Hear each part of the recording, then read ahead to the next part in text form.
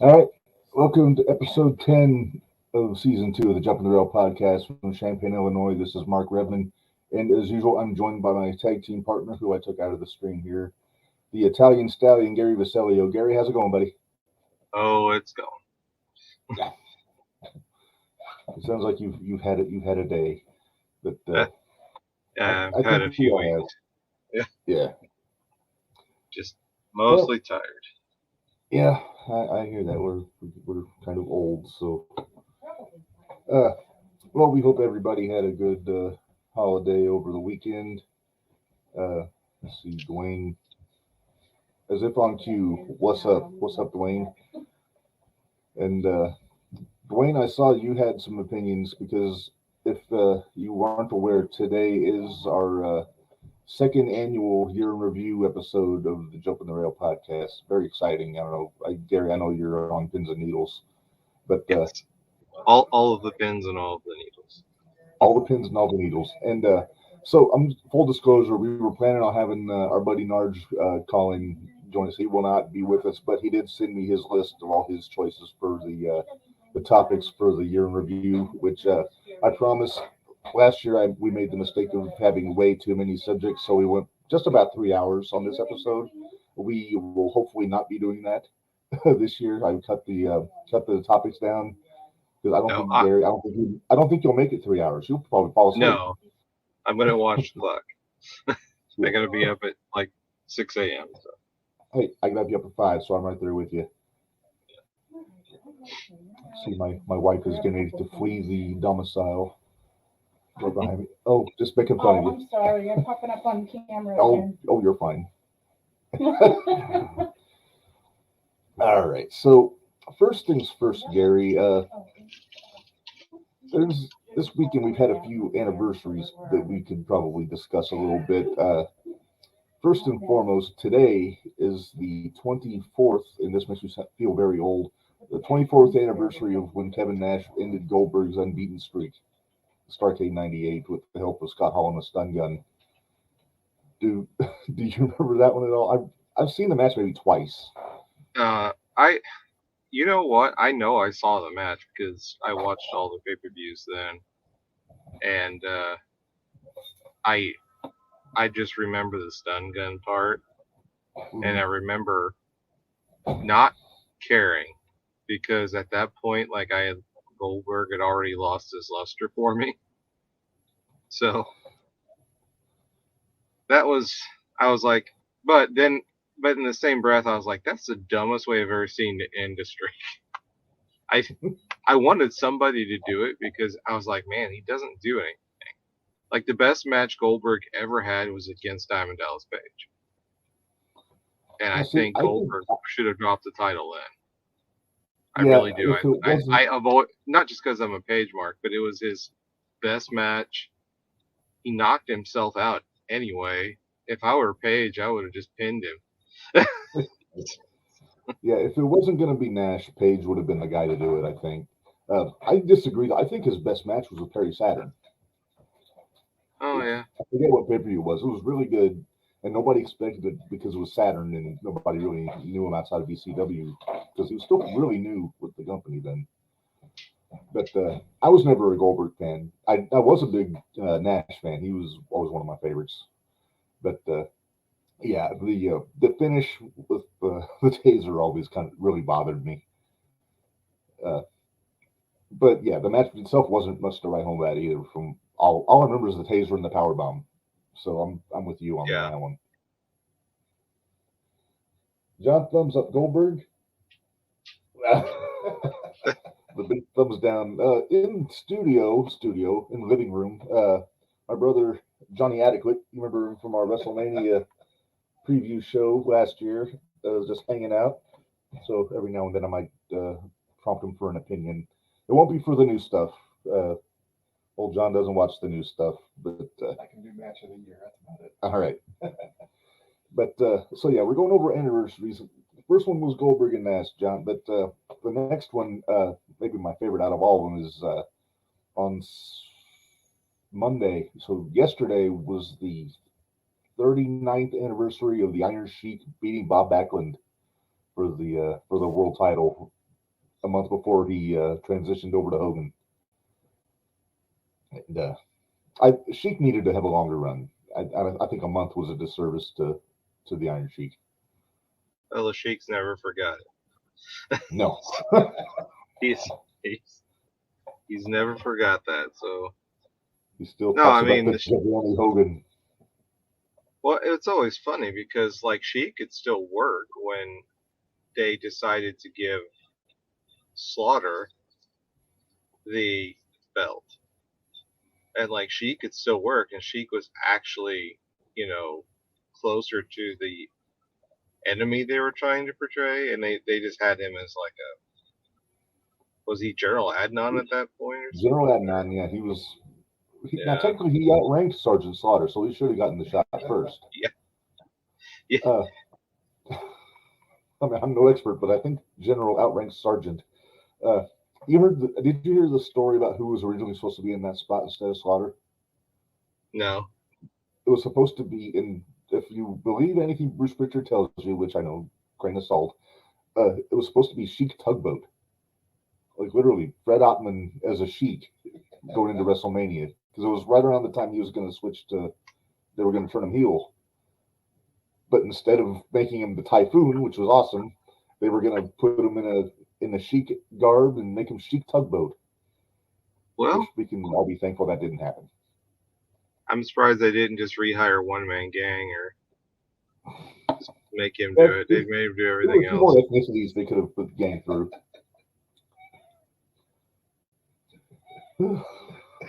Yeah, there were definitely some head scratching creative ideas, even back in the early '90s, that make some of the decisions in the last 10 years seem logical by comparison.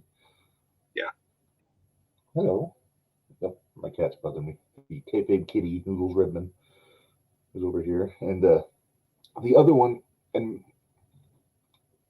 on Christmas Day, on Sunday, Gary, was the 40th anniversary of arguably the greatest feud ever kicking off, which was when Terry Gordy slammed the cage door on Kerry Von Erich. Oh, yeah. Sportatorium sparked the Freebirds and the Von Erichs. Legit knocked him out. Yeah. For some reason, Hayes was a shirtless referee in that match. Yeah, they couldn't find him a referee shirt. I mean, I don't know. But Yeah, it was Texas, man. That's Lucky true. anybody had a shirt. It's true. Even the security guy with the big cowboy hat that you always saw in the Sportatorium that was walking the guys to the ring.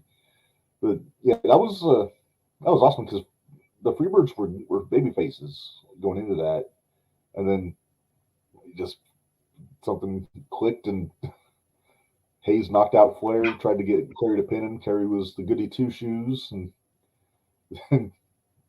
one thing leads to another, and Bam Bam just knocked him out with the steel door. So, and the rest was history, as they say. But it was wonderful history because it was so good.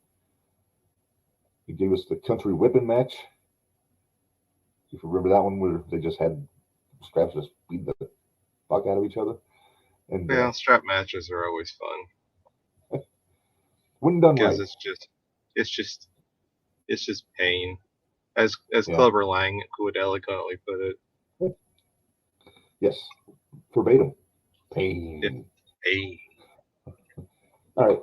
If you had to pick, Gary, and I'm not asking you which one you would prefer to be in, but watching, you prefer a strap match or a chain match? I've been in strap matches, and it hurts, but I mean, chains are gonna cut you and leave marks and big bruises, and can, if you're trying to do spots like Foley and them try to do hanging each other, and I'm not all about that. I would rather just take the sting and then.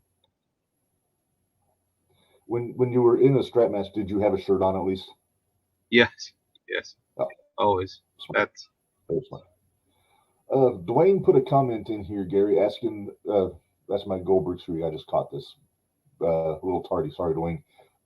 Asking, was the Goldberg streak inflated? Yeah, I'd say it was. As far as the numbers probably. go, I mean, I don't he was. think they were working the house shows to Yeah, I mean, if he worked like every house show, and I'm guessing he was up against like, oh, I can't think of the guy's name, Jerry Flynn. Jerry Flynn, I remember him. Yeah. He was probably against Jerry Flynn or like Norman Smiley, or I mean, there was Lodi, probably the maybe? same. It was Lodi. Yeah, it's probably the same dudes over and over and over again. It's Mark probably the same Starr. guy getting, yeah, probably the same guy getting beat every night. Maybe El Dandy for some flavor, but Yeah. if it Now, you're not making wasn't, fun of El Dandy. no, El Dandy was great, but There's a guy over my left shoulder that was a big El Dandy fan back in the day. hey, he had the world's fastest mahi mahi. But no, I mean it had to be. They had to pump the numbers at some point. I'm sure at some point they're like, oh, we just got to add some numbers in. Nobody's gonna know Well, because it there definitely is no wasn't from accurate figures televised in wrestling. only. Yeah. Yeah, there are no accurate numbers, whether it's when you announce the attendance for a show, Weight, a wrestler's weight. Yeah. their I height, mean, their I love Andre, but he was not 7'4". no. He was 7'2", maybe 7'1". But and now toward the end of his run, 520 might be a believable number for his weight because he Yeah, he got a got big. little heavy. Because I think Show got up to like close to 6, right, for a little bit. No, he never got that close. At his biggest, he always stayed right around that 520 mark at his heaviest. I yeah. think. Now, Loch Ness, he was about 600. The old giant haystacks. Yeah. So, Gary, would you believe we've flown off topic again? Yeah. It seems like it's all every Dwayne's time fault. it's all Dwayne's fault. Damn it, Dwayne. We're kidding. But now, so we're going to shake things up a little bit. Like I said, we got our big year in review here. And before we do that, we're going to do the stuff that we do at the end of most of our shows, starting with our JTR Hall of Fame. And there's our graphic, professional as always. And picked a guy who, and I picked him because I thought Narge was coming on.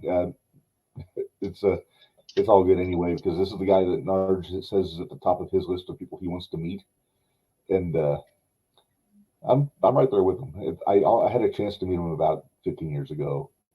But we're going with the King, Gerald, Jerry Lawler, for this one. Yeah, it's hard to. Like I said, yeah, these first probably several choices for this every episode. They're all going to be no-brainers. It's just about what order you want to put them in. But the King is one of my favorites. Love the old Memphis stuff, you know. Lawler's Lawler's always been good. He could always talk. Like Memphis TV ratings were insane. It was another one of those territories that their local TV ratings were ratings that some major programming would want now. Like it was just crazy. But he will always be linked with Andy Kaufman because I think Kaufman was the reason that a lot of the guys from Memphis went on to bigger things because that got a national eye on that. Because I know Vince Sr. wasn't interested in Kaufman, but then saw all the publicity, and then of course Lawler and was it the Junkyard Dog and all those guys ended up going to WWF. Oh, that was from Mid-South. Oh, that's right. Yeah, but the story Who else was in Memphis? Macho Man was in Memphis. He wasn't with Mid-South the whole time. He was also going to ICW. But, Yeah. Yeah, so with that, and something occurred to me today when I was at work. I don't think that Andy Kaufman angle would have worked with anybody but Jerry Lawler. If Vince Sr. had agreed to bring him in, I don't know who he had that would have been nearly as entertaining with him as Lawler was.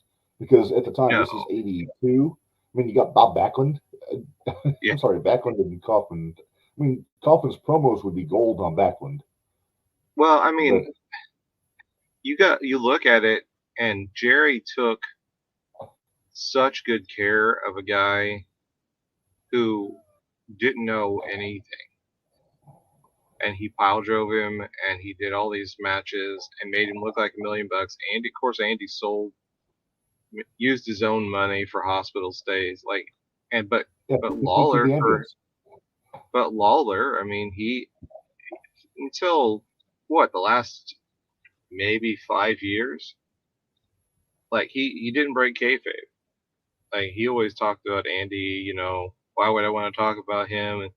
And now he's just now starting to like open up about it, and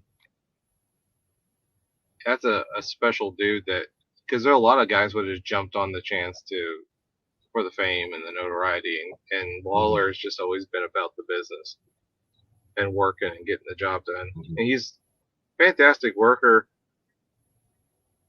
Like, I've seen some of his matches that were 95% punches, and I was still entertained. Oh, yeah. Because it was the story they were telling. So, yeah, I'm sure he's got to be in the WWE Hall of Fame already, right? Yes. Yeah, he went in the same year JR went in. Yeah, so. Yeah, I mean, everybody remembers the Coffin feud. Everybody remembers the feud he had with Brett in WWF. Overall, his in-ring in the WWF, I was underwhelmed by. I mean, not just because he was on commentary, but I thought they could have done so much more with him as a heel than just making him the comedy guy, making the... Yeah. I mean, I know he always talked about the ladies and the old saying about leopards and changing their spots and everything, but I mean, if you took Memphis Lawler in the WWF, I think he would have been a great heel there, and that could have played over because have you seen the McMemphis stuff on YouTube, Gary? No. When Vince was taking WWF guys down to Memphis and feuding with Lawler, but Vince was playing the Mr. McMahon character basically.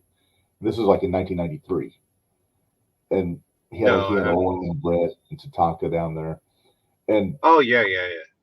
Because he was using it kind of like a feeder, like a tune-up feeder territory. Yeah, it was like a developmental system, yeah.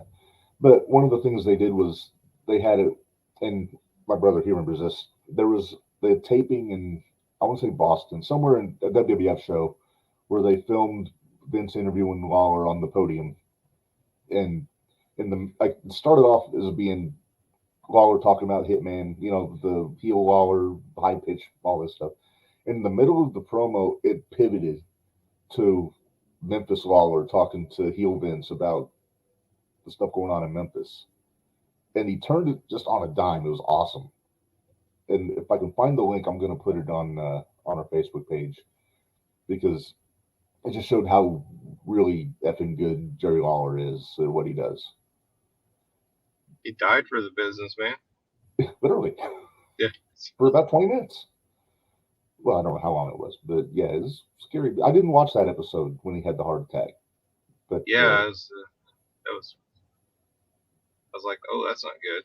Yeah, that was the period when I didn't have cable, but I think I was cruising Facebook that night and it popped up. Jerry Lawler died. I'm like, what? It's like, what the hell are they talking about? And then just madness. And he goes to the hospital and still working today. He said he had no structural damage to his heart, which is insane to me. Yeah, I don't know how he had a massive heart attack, so I don't know how he had no. And he's still wrestling on indies. I mean, WWE won't let him work on TV for, fair enough. But yeah. Well, so is Ricky Morton. So, yeah. And Gibson, I guess, kind of. I don't know. I haven't seen. I think Robert retired, but I think Ricky's still. He's wanting to team up with his boy in the NWA and all over the place. So he's still doing the thing, Yeah. I saw him. I was at a GCW show last year where he pinned Matt Cardona. So. Well, woo. Yeah. Yeah. Also a nice guy, Ricky Morton. Just very personable guy when you see him at the shows and all that. That's another. We're talking about who came out of Memphis. Rock and Roll Express came out of Memphis. That's right. And but they went to Dallas or Mid-South. No, Mid-South first because they went with the Midnight Express to Mid-South. Jimmy Hart, Rick Rick Rude, Jimmy Hart. Yeah, my brother's helping me out here. One Man Gang, I think, was from Memphis. Yeah. Digressing here. But yeah, Jerry was the Dwayne heart and Hart. soul of that whole thing. So Yeah, Dwayne. I think Tommy Rich is still wrestling. I think you're right. I know he's making appearances, Dwayne, but I'm not sure how often he's wrestling anymore. Yeah, he was at that big ECW reunion show at the arena last weekend when Bully took on Cardona, which I still need to see if that's on Fight and watch that. But yeah, so stumbling back on the topic, yeah, Jerry Lawler for Hall of Fame, I think is an easy choice, and also, in my opinion, the true king of wrestling. I mean, all due respect to Harley Race, I mean, it's saying something when Harley got an injunction that he couldn't call himself the king when they were in Memphis, or I think in Tennessee, on the whole. yeah, So that shows what kind of juice Jerry had in Tennessee. So I think we can move on, Gary, to our top 10 Tuesday, and this might get me in some trouble in the house. We talked about the Freebirds during the cage match, and that made me think of this topic, Gary. Well, first off, graphic. There we go. And our subject today, Gary, greatest three-man teams. It's interesting, and I almost shit the bed on this one because there were a couple that I forgot about until like last minute, and I had to shoehorn them in. I had to remove Camp Cornette, Davey Boy Owen, and Yokozuna, and I had to remove the AWA Heenan family, Bockwinkel, Duncombe, and Blackjack Lanza, which would have made for good reminiscing, John, about the videotape you got from Corey with all the Baron von Raschke promos. I was watching the Baron last night. Oh, the Baron. a lot of claw. Yes, talk about the Diesel. I can't do my Baron impression because it makes me cough. But anyway, so greatest three-man teams. This covers pretty much NWA, Mid-South, WWF, WCW, all the usual. We're going to start with number 10, and this is one that I had forgotten about. The Russians from the NWA, the Ivan and Nikita Koloff and Crusher Khrushchev, who was, to be fair, American. But Maybe on the list again later. no, I think the Crusher is only on this one time. Okay. Is there only one? Is there only one Russian on the Russians? There were no Russians on the Russians. Ivan Koloff is French Canadian. Oh, never mind. Nikita's from Atlanta, I think. Or no, Nikita's from Minnesota. And Yeah. Khrushchev is from Minnesota. So, but so they're all places where you don't get a tan, so you can pull off the Russian complexion, you know. But awesome team. I love Nikita back when I was a kid, even though as I grew older, I realized he couldn't work out of a paper bag. No, well, he's never really trained. He was just big. No, he learned on the road. He rode with Ivan, and Ivan just taught him as they went, which is insane to me. He's like, hey, you're a big guy. Throw a clothesline. That was a desperate call. It'll make you a roughin' baby. They'll duck it if they don't want to die. Why did he never go to WWE? I don't know. I actually heard the story that they wanted him to come and feud with Hogan, but it never happened. I don't know why. I think it had something to do with his wife. It might have been around the time his wife got sick, but I don't know that for sure. If we ever get Nikita on, we can ask him, but he won't answer my calls.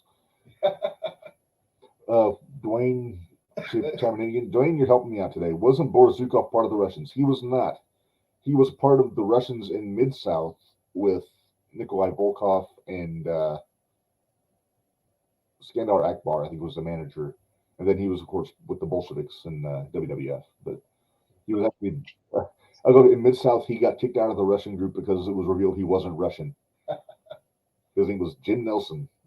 And he won a match, and then out of nowhere, Volkov just ran to the ring, just beat the crap out of him. I said, this guy's not Russian. Neither is he. No. I mean, Volkov's close. He's Yugoslavian. So at least he's Eastern European. Yeah. But yeah, I like watching the Russians. Ivan's awesome. He's the only guy that silenced the Garden back in '71 when he beat Bruno for the world title. And then Khrushchev, the man of a million gimmicks, you know, whether it's Crusher, Smash, Barry Hole-in-One, Darso, the Repo Man, you know, he did it all. And I think this was my favorite Darso gimmick, even more than Dimwit and Smash. I like the Crusher Khrushchev gimmick. But we're going to move on, Gary, to number 9. Sticking with the NWA back in the 80s, we got the Varsity Club, the original Varsity Club, which is Kevin Sullivan, Mike Rotunda, and Rick Steiner, which seemed like a very odd grouping to me. Because you got 2 amateur wrestling standouts with the devil, basically. And to be fair, Sully had the amateur background too. He never played it up. He was always doing the Army of Darkness stuff in Florida and all that. But they brought in a headgearless Rick Steiner and Mike Rotunda over from WWF, and they got a lot of steam because Rotunda won the TV title pretty fast there, and then Steiner was, I think, the Florida heavyweight champion when he came in. But that group kind of evolved over the years. Steiner turned babyface and feuded with them, but then they brought in Dr. Death and Danny Spivey to team up with them. So it had its phases like all the good groups do. I actually liked the Dr. Death version though. Just don't think Dr. Death ever learned how to play nice enough to ever stick anywhere.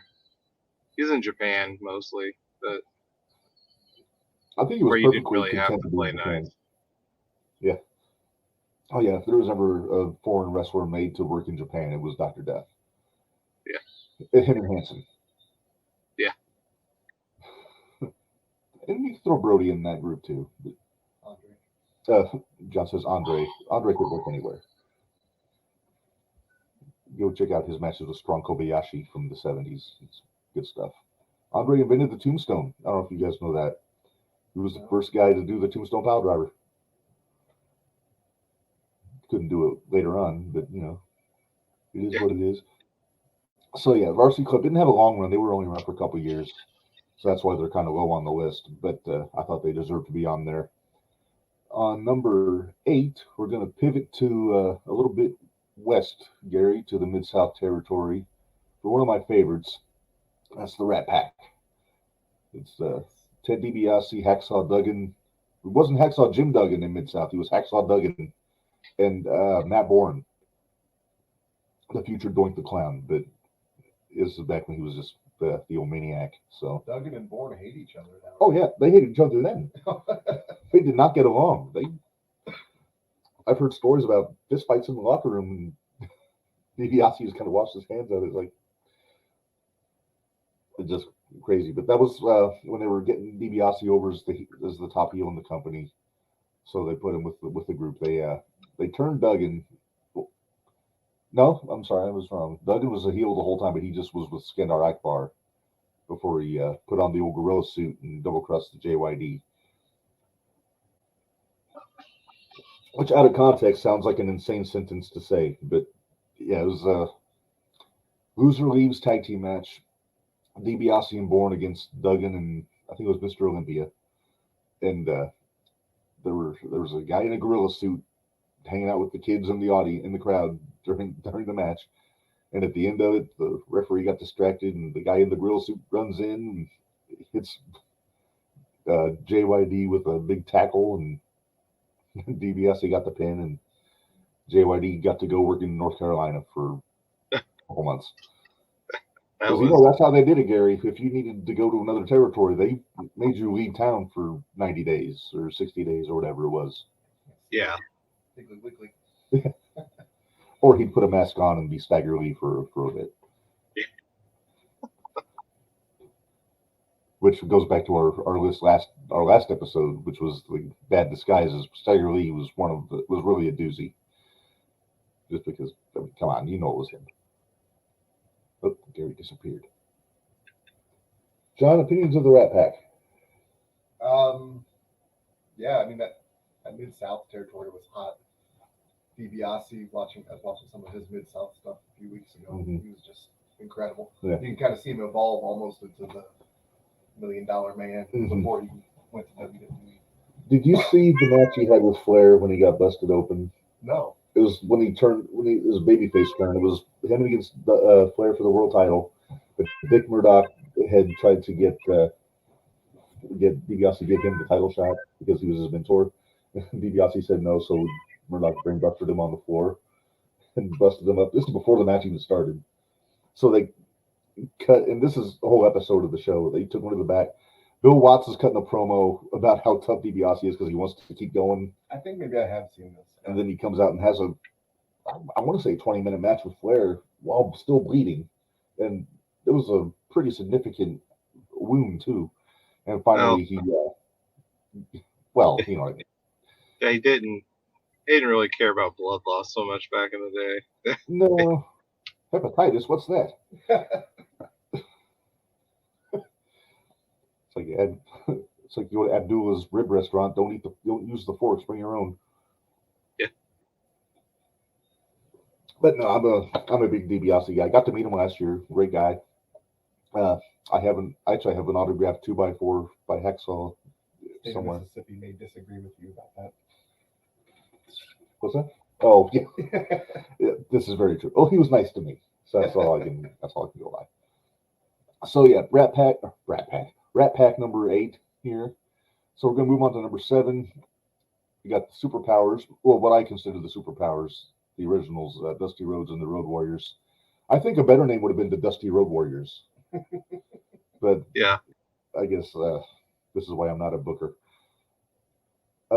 This was basically the group that went against the Horsemen for 3 years until they poked him in the eye. Just your top babyface tag team and your uber babyface superstar on one team. So, good stuff. Led to the War Games matches. Just made piles of money working with the Horsemen in some form or fashion. We got a comment once again. Oh, okay. Now, Dwayne, you're making me jump off the rails again. So, Dwayne's got me circling back to Darso here, Gary. I'm going to put this up. He says, I know Demotion had Axe Smash and Crush at one point, but are they more known for being tag team before Crush? Yes. Crush was like the tail end when Axe couldn't wrestle anymore because he was old, and I think he had heart problems that were kind of getting in the way. So they had brought Crush in to kind of ease up the workload for him. But yeah, they were a tag team for I think a good 3 years before Crush was even a thought. So I hope that answers your question, Dwayne. Final thoughts on the Dusty Road Warriors. I'm gonna have to make a T-shirt for that. And they got him with the spike. That was Man, that got one of the best turns ever. That got Dusty fired as the booker. That's right. Dusty like the blood, baby, in public. Anytime I can do my Dusty impression, it's almost as good as my Danhausen impression, but that's neither here nor there. All right, number 6, Gary. We're getting a little more modern this time. We got the Wyatt family here for our number 6, and this is the original Wyatt family with Bray, Luke Harper, and Eric Rowan. And also, as an aside, today is the 2-year anniversary of Brody's passing, so there's that to think about. But I love the Wyatt family when they started. That's the version of Bray Wyatt I want to be around. I wasn't a big fan of the Fiend. I'm on the fence about this new Bray. I don't know where they're going with that. They're taking their time, but they're doing some dumb stuff with it, like the whole Uncle Howdy thing. Like they had him laughing way too long. It's kind of dumb. It took too long to get him like on screen. I know Bray is probably wanting to get his brother back involved, but I'm hearing that he's Uncle Howdy. I'm hearing Bo's Uncle Howdy. I mean, Bo was always good. I like Bo. And I believe. But like the original Wyatt family that gimmick was really good. Yeah. And I've always been a fan of Brody Lee. I saw Brody when he was wrestling for IWA back in 2008. Oh, Brody could go, man. The first match I saw him in person, he wrestled Hero, and it was awesome. I think I have that on DVD somewhere still. But that was the time when Hero was making like maybe TPI and maybe 1 or 2 other shots for Ian while doing like Ring of Honor and all the other stuff. But he came in and had a hell of a match with Brody. And then Bray, I only was aware of him starting when he was with NXT as Husky Harris. And I thought he had talent then, but just it was an awful name and not a great gimmick. But he really found his niche doing the Bray Wyatt stuff. A lot of people compare that character to Max Cady from Cape Fear, which makes a lot of sense. And he just played it so well. He was one of the more believable, like out there characters that Vince had back then. And then Rowan was there. He's a big guy. Yeah, big guy, big beard. You know, I respect the beard. I think we both can appreciate a good beard. Seems like a really good dude. He's always kind of perpetually green. Yeah. Plus, that big spider didn't do him any favors. No, that wasn't his fault. I don't think. That was just a dumb idea. Yeah. But the less we talk about that, the better.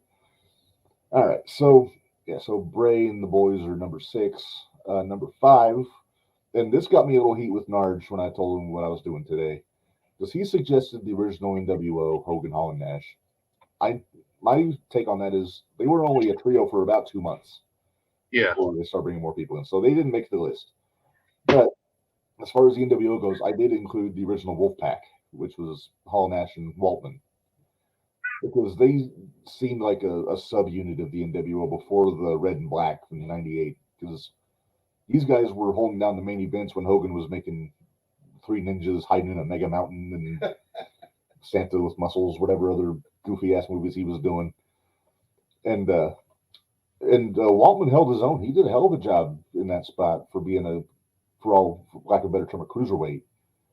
But when Hall and Nash didn't want to do the favors, they said, "Hey, we'll put Waltman in there, and he'll do it." That's how they lost the tag titles to the Steiners. Nash wasn't there, so they did the Freebird rule. So Waltman took the pin. So, seems fair. Yeah. Plus, Waltman was just a hell of a worker. I love the match he had with Flair in Road Wild.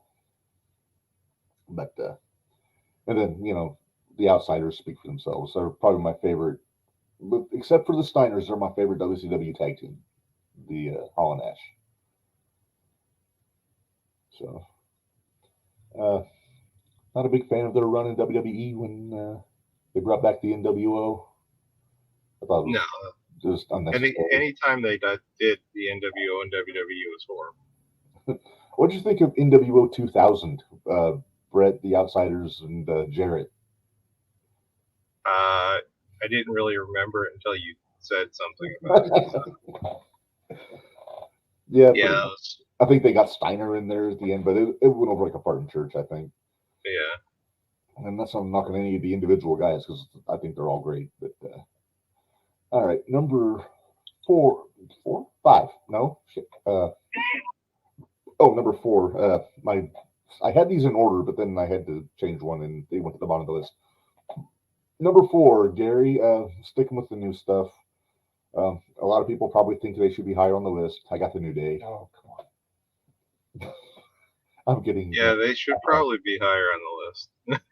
I don't know. After you see who I've got 1, 2, and 3.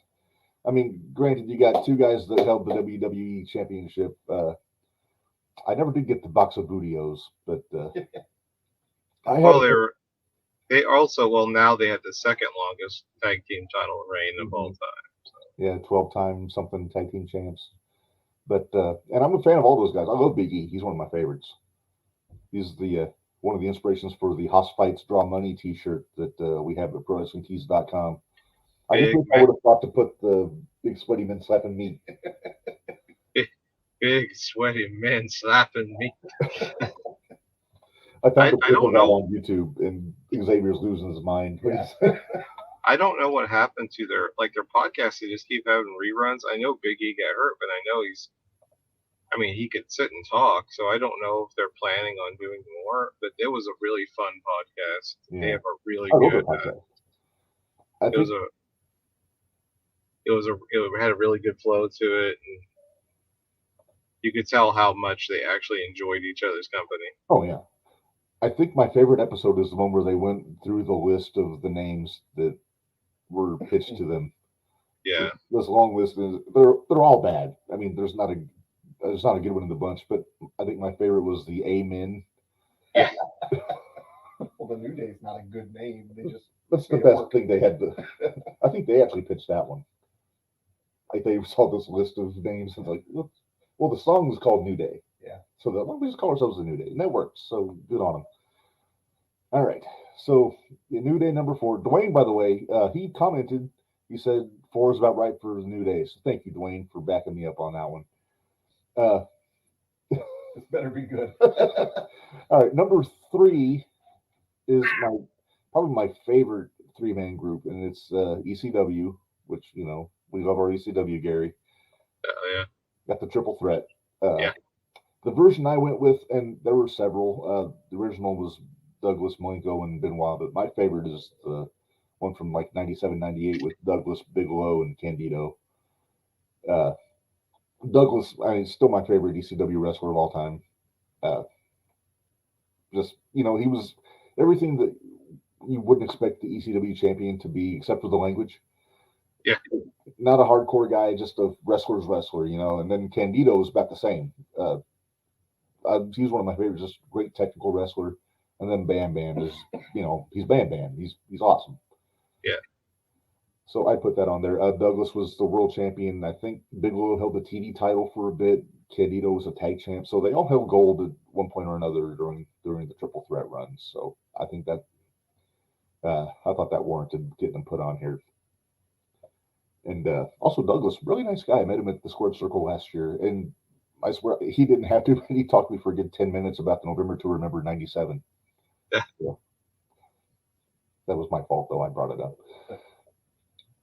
But yeah, so that's my number 3. Number 2, and if it wasn't for who I have at number 1, these guys would be number 1. But I got the Shield at number 2. Okay. I never thought the Shield was. I mean, I know people talk about them all the time, but I guess they're maybe around a year. Yeah, they had their original run was about 2 years, a year and a half, maybe. Yeah. But they had the comebacks here and there. But they barely did anything during that time. They would just run in, and I just never. Hey, I'll have you know, Moxley was the U.S. champion for most of that run, and Douglas, Rollins, and Roman were the tag champs. But then look at what they did afterwards. All 3 of them were WWE champions. Yeah. Moxley, AEW champion. Roman, he's, I guess, God mode is what they say about Roman nowadays. So that's probably the group that had the most post-group success, I guess is a good way to put it. So I'm guessing the Jersey Triad is number 1. No, the Jersey Triad is not number 1. I do like the Triad, though, but no, they are not number 1. All right, my number 1, Gary, and John, you want to give me a drum roll? I don't know if that's picked up, but thank you. From Bad Street, USA, they got the Freebirds. This one's a no-brainer to me. They set the standard for the trios, and they had the roles. They had PS could talk him into the building, Gordy could fight, and Buddy could take the pin if necessary. Plus, they did their own music, which goes a long way with me. And I don't know if you know this, Gary. We have a Pod Street USA T-shirt on ProWrestlingTees.com. No, I did not. You ought to go ProWrestlingTees.com/JTRPod. Go check it out. See if my brothers noticed my coffee mug. I noticed. Yeah. Spicy water. So that wraps up our top 10 Tuesday. Good. Yeah, Dwayne, Shield is definitely number 2. Freebirds are obviously number 1. See, Dwayne, you and me are simpatico today. We know what's going on. But yeah, so that's our top 10 Tuesday, and thank you for indulging us doing things a little bit different today. And let's see, where's my banners? So we're going to move on, Gary, to the main event here. Right now we're at 45 minutes, so we're doing pretty good. We got an hour and 15 to get through. A pretty substantial list on the Year in Review 2022 for the Jumping the Rail podcast. This is our second one, and I like to think that I've learned how to do this properly. So I'm going to hide this, put this up. I'm getting pretty good at directing the show. Impressed. Thank you. I've made much fewer mistakes than I thought I would. So it's real simple, Gary. We have, I think, 15 subjects. We won't go into great detail on these, but I think where warranted, we can get into some discussions here. And Dwayne, I know you're listening. So as we throw these in, throw yours back into the comments so I got them right on hand, and I'll put them up there. So we got 15. Excuse me. Topics, and I'll kind of go in order. Find my banners here. There we go. So we're gonna start. Yeah, right. This is not easy. Sorry, I'm distracted by Oh, JYD here. for those who don't know, I have an old Sunday Night's Main Event episode on the TV behind me. Is that Funk and JYD? It's the Funks against JYD and Hogan Oh, nice. with the little midget guy. I believe that's the Haiti Kid. The Haiti Kid, thank you. All right, so we got that going on. So if you hear laughter in the background, it's just the ridiculous awesomeness of 80s JYD had to wrestling. carry the Haiti Kid into the back, and now he's back with like a wrap around his Oh, head. yes, I remember. Cartoon bandaging and all this stuff. All right, so let's start off, Gary, and we'll start with the way we started last year and finisher of the year. So what's basically the best finishing move in wrestling this year? I'll start off with what Narge said. Narge said his favorite finisher of the year was A-Town Down by Austin Theory, which is solid. You know, got a lot of wins with that one. I'm not a big fan of the approach, like the fireman's carry, twisting around into a face buster. I've seen better, but I mean it works, and like I said, it was effective. So Gary, what is your take on finisher of the year? Well, it's mostly because Riddle is using it now too, and the Usos are now using it as a finisher. Probably like I hate to call it an RKO. I always call it a diamond cutter, but it's now an RKO.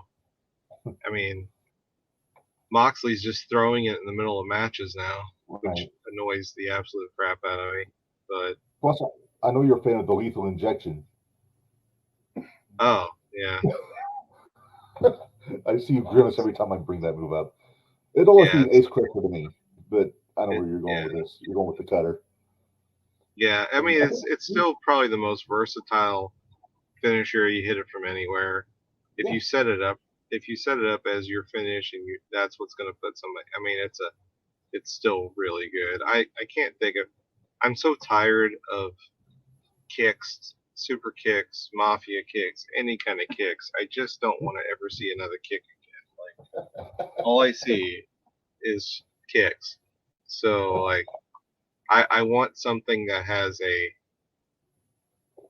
little bit of like High out of impact. nowhere impact, and I can't think of anything else off the top of my head that I'm just like, ooh, I really like when that finish hits. Some of them still take too much. Like Liv Morgan's finisher is interesting, but you got to be in the ropes, and there's so many. And Ronda Rousey's armbar is just dumb. Like, is it? I don't know why she bends the arm the way she does, because that doesn't actually put any more pressure on the arm, but it's less. So I don't think she ever did that when she was fighting in MMA. I think it was all just a No. straight on guard. I wonder No, if they she thought decided that was better. Yeah. That's good, pal. It's great stuff. Let's see. Yeah, some comments here. David Sykes. Do you like Triple H's finisher? I love the pedigree. I think it's a cool move. Always liked it. I like how Rollins does it. Although he does it more as a hide spot. So. And also he asked, what about the tombstone? I dig it. Hey, I told you, Andre invented it. So that's always going to be high on my list. So, Dwayne, let's see. So, what's your finisher of the year? So my finisher, I'm going a little bit off the grid. I'm going GCW, a guy named Gringo Loco, who we had on the show last year. This move's called the bass drop. He calls himself the bass god, and I don't know what that means. I mean, I think he talked about it, but this was like over a year ago. But his finishes on the second rope, gets a guy in an electric chair facing away from the ring. then he does basically a spinning tornado power bomb off the ropes into the pin. Yeah, it looks cool. He always does it flawlessly, and it's one of those that nobody kicks out of. So that's why I've got that on my list. And I hope Gringo's been doing some AAA and obviously doing GCW, but I want to see him get a shot at least on Dark or something for AEW. Let him get a little spotlight because I think he deserves it. Works as a florist in his downtime, which is interesting. Everybody's got but hey, Bubba Smith was a florist in Police Academy too, so I'm not one to make fun. All right, so that's our first one finish of the year. Let's go male wrestler of the year, Gary. And first off, we'll go with Narge. Narge says MJF. I kind of disagree with that because he wasn't wrestling most of the year. He took a little holiday. The personality of the year, yeah, maybe. But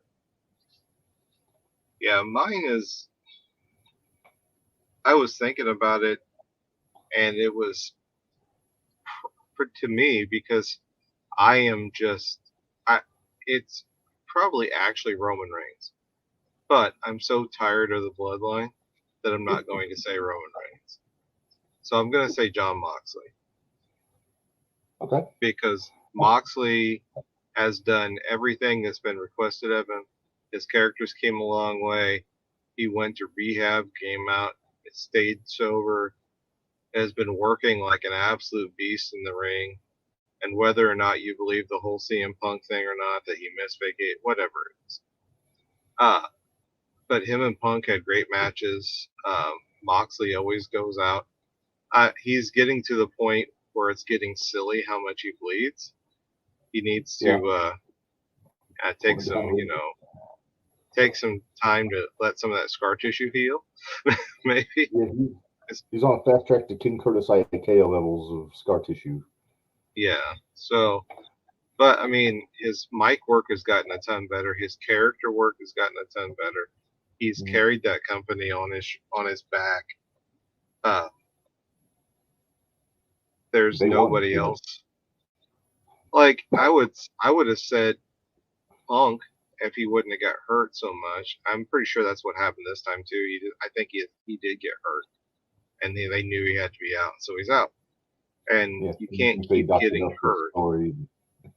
Yeah. You can't keep getting hurt, and it's the same thing. Like, I can't think of anybody else. Can't think of anybody else that really, maybe like on the women's side, maybe like a Britt Baker who carried as much weight. Like she carried that whole division for a long time and still kind of does. And she's got some help now. So, right. But and WWE was such a mess this year.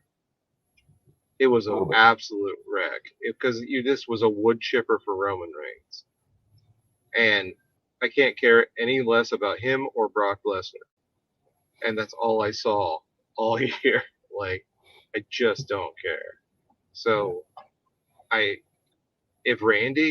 Orton wouldn't have gotten hurt, like, this was the first time I've ever enjoyed Randy Orton in his entire career. Was these last few years, and he then got hurt, may not ever wrestle again. So my choice would be Moxley. Okay. Dwayne chimes in. Male wrestler of the year for him is Roman Reigns. So I mean, kind of probably the popular answer just for what he had the belts for the whole year, but he only wrestled like 10 matches this year, so that's why he's not on my list. My male wrestler of the year actually is Dax Harwood from AEW. Yeah. Because just for quality of matches, not only doing the stuff with FTR, but look at all the singles matches he had on Dynamite this year. There wasn't a bad match to be found out of that. He's a great technical wrestler. I love the match he had with Punk last year during the build-up to the Dog Collar match. I think it was before the Dog Collar match. And then the match he had with Cash in the tournament was really good. And then I think he had I forget when the match was. He had a hell of a match with Bryan Danielson on TV. And then, like I said, add to that the matches FTR had with the Briscoes and with the Young Bucks and all the guys that they've been working with. So I think, as far as just pure match quality, I think Dax is my guy for male wrestler of the year.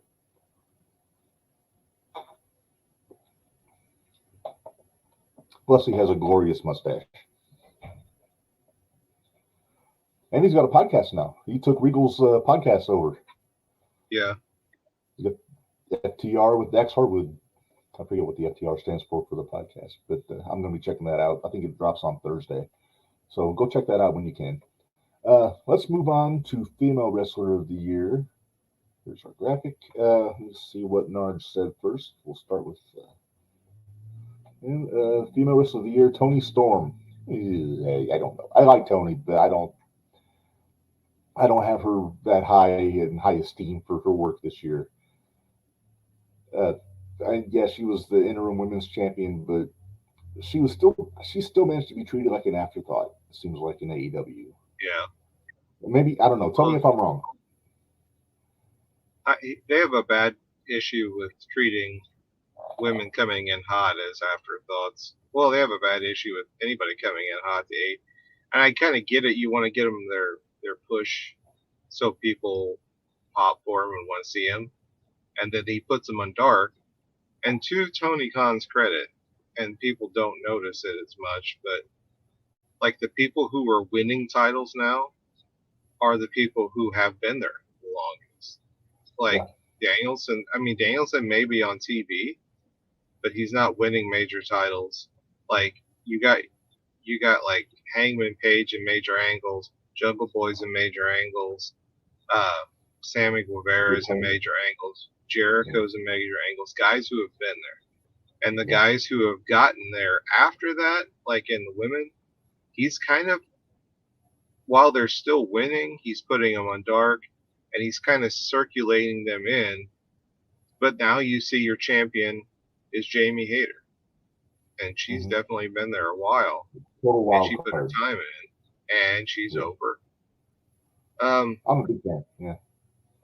Yeah, my female wrestler of the year is probably, because once again, WWE is usually the Charlotte Flair or the Becky Lynch show, and it's not like Becky didn't have a good year, and she had a great character change, but I would still probably pick Britt Baker because she was the absolute linchpin of an entire division.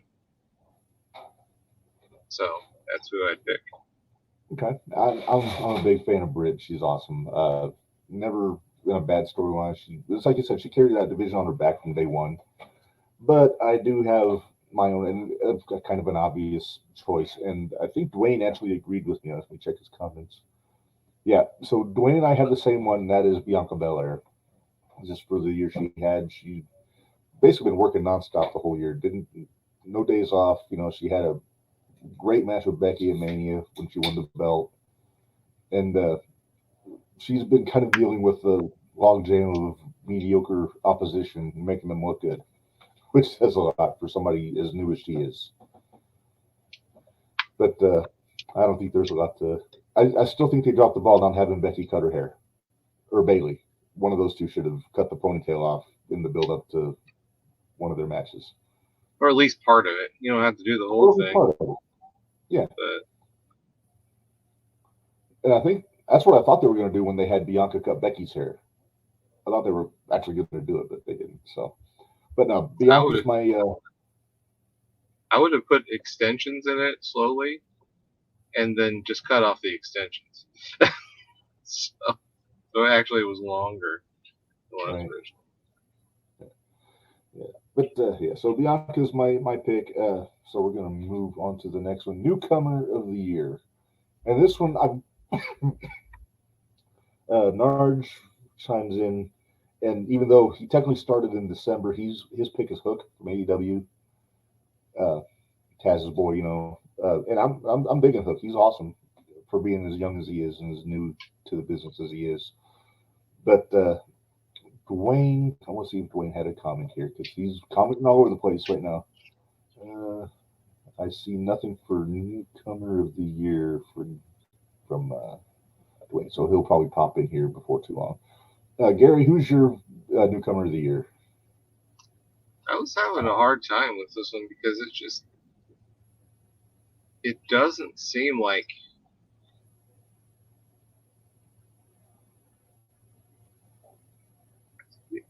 because all the AEW guys they've been there for a while. I can't think of anybody super new like Hook's been on, I guess. In WWE they don't put over young talent, so you never see them. Newcomer.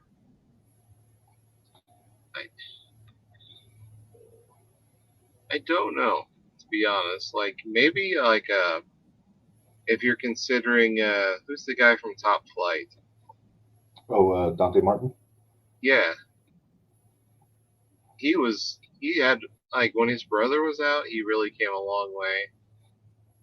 So I guess I would go with him because when you really think about all like the guys in NXT, super duper green, and they're just not. I don't know. So I can't think of anybody new that they've actually put in a spot. Can you in WWE this year? I've got a couple. Now, one of them that I had thought of was Roxanne Perez in NXT. Yeah, I just didn't consider her because she's been around. Yeah, but she was new to the company though. Yeah. But the one I went with, and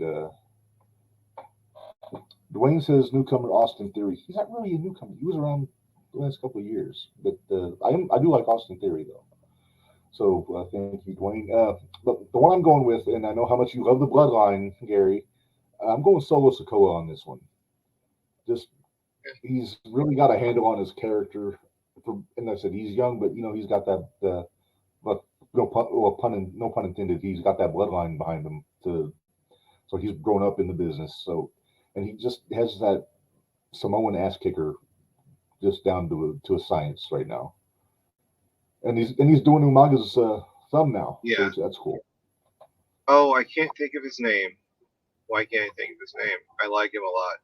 He's the cocky Australian guy in NXT. Oh, Waller, Grayson Waller.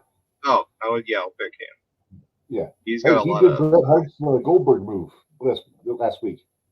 What was that? He goaded Braun Breaker to come to the ring and spear him, but he had the metal plate under his shirt. Yeah, I haven't watched NXT. I keep forgetting to watch it, but I'll have to watch it now just to see that. Yeah. My brother chimed in. He says Logan Paul for newcomer of the year, and hey, he had a hell of a run for only having 3 matches. All 3 matches were great until he destroyed his knee. Right. He'll be back. He'll be back. Watch, he'll be the Usos against the Paul brothers at WrestleMania. Oh my gosh. All right, and so there we got our newcomer. We're moving along very smoothly here, Gary. So we're going to move on to referee of the year. And Narj chimes in, and he and I have the same one. A friend of the show, local legend Chad Patton is our choice for referee of the year for the WWE. Yeah, I'll go with Chad. Let's see. I don't see Dwayne's referee.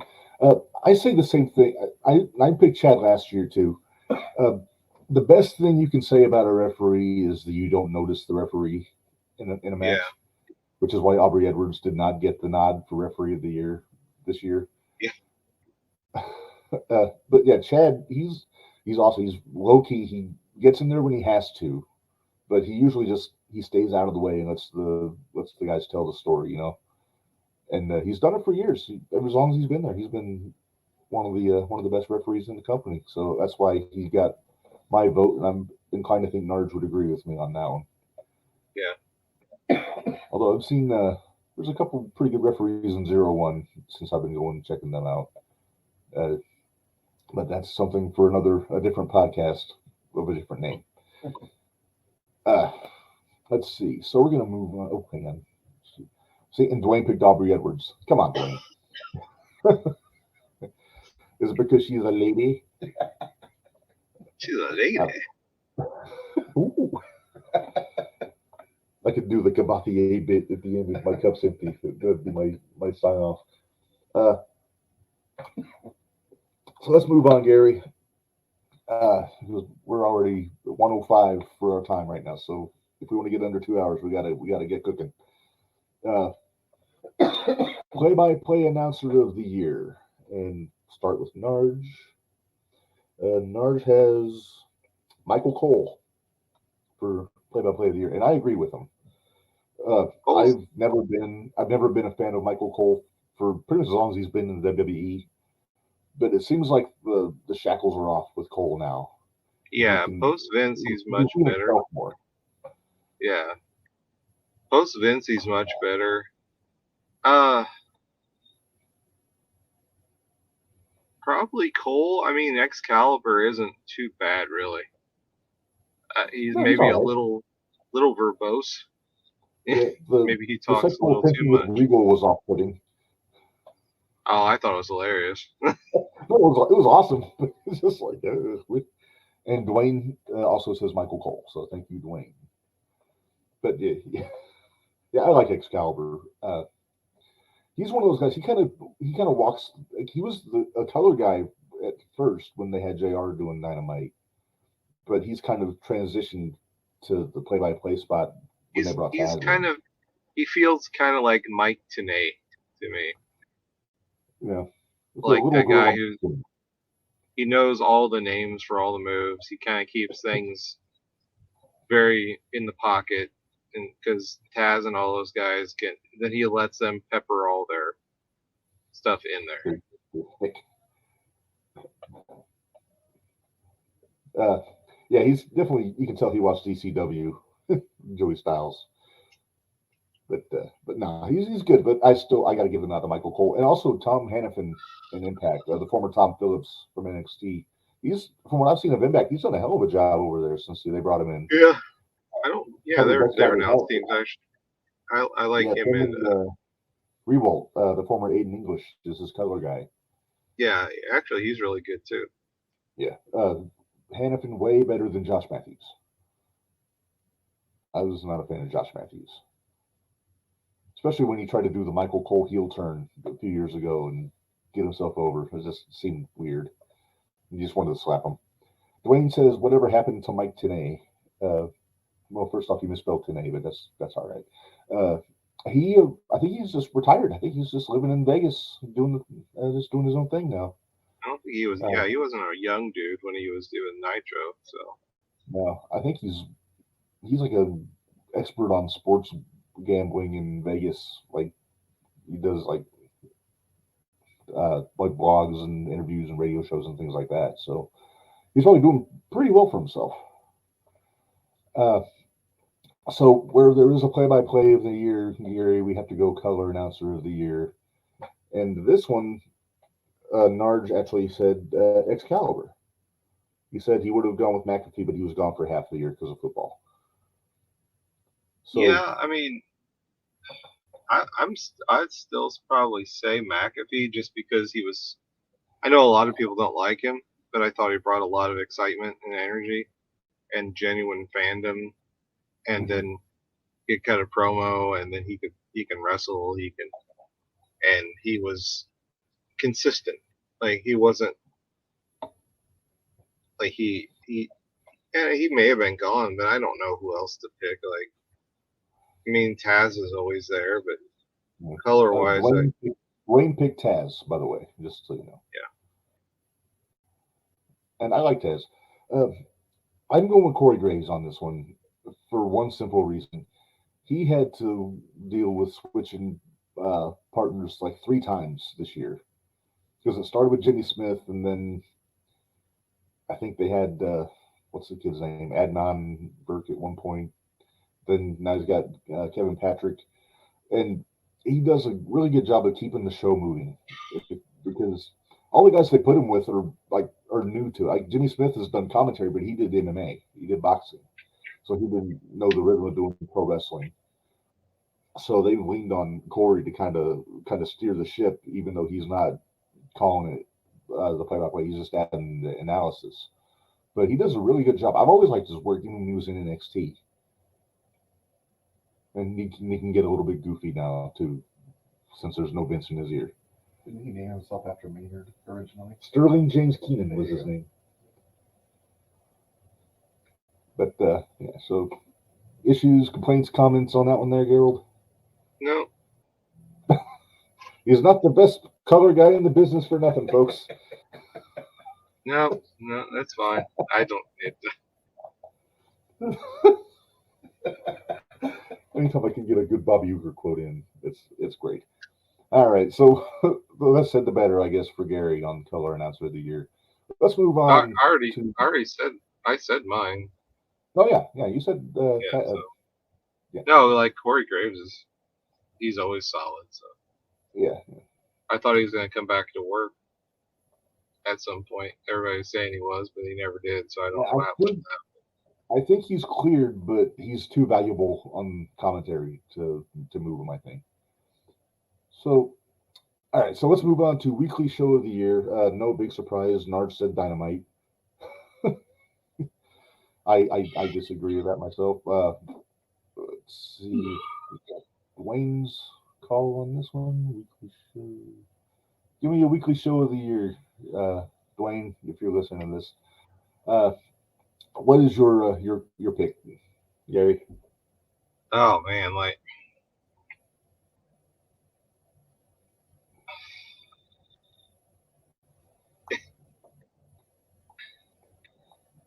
it like before Vince came in and ruined it. It was NXT. I really enjoyed watching NXT. It was a lot of fun. But I don't. And Raw's gotten a lot better. SmackDown's gotten a lot better. So probably Raw, I guess. Okay. Dwayne agrees with you. By the way, he put Raw. See, I say SmackDown. I think it's been the most consistently best show every week this year, and it's not just because they got the bloodline. They've got a really solid roster. I think they got a stronger roster on SmackDown than they got on Raw, as far as like star power goes, because they got Roman, they got Bray, they got Drew, Brock when he comes in. So, and they're making the most out of that. Even with Ronda Rousey as their women's champion, they're putting on great shows. So I got to go Team Blue on this one. And yeah, I remember last year, I think I was the only one that said SmackDown and everybody else said Dynamite with when Keith and Narge joined me, and they thought I was nuts. But I'm standing by it. I think it's got to be SmackDown. And I would have put Impact on there too, but I don't get Access TV, so I haven't seen every episode. I watch it, and the Bully Ray stuff is pretty good. And every once in a while, they'll have like this. They'll have this pocket of really good, but then they have like just some really dumb, boring stuff. Like, but yeah, they're pushing. Yeah, I mean, it's close. If they had a few million more dollars to throw around for talent and or just production or the ability to go anywhere besides the Impact Zone, like it would be. I think they could. I think their ratings would go up. I don't know if they'll ever be where they were when they were TNA. Not while they're on Access TV. They got to get a better network. Yeah, they got to get someplace where everybody gets it. I don't know where that would be at this point because TNT and TBS are taken over by AEW, and USA is in Fox. I don't know. I can't imagine. FX maybe, but that falls under Fox. But yeah, if they could find a good cable outlet to do that is more accessible, I think they would be in way better shape. Because talent-wise, they've got one of the stronger rosters on TV right now. It's just nobody's getting to see it. Yeah. And I almost had Josh Alexander as my male wrestler of the year, but Dax edged him out a little bit. Alexander's So- really good. He's very good. He's good at wrestling. All right, let's move on. What do we got? Faction of the year. Let's start with Narge. And he says, let's see, where's it at?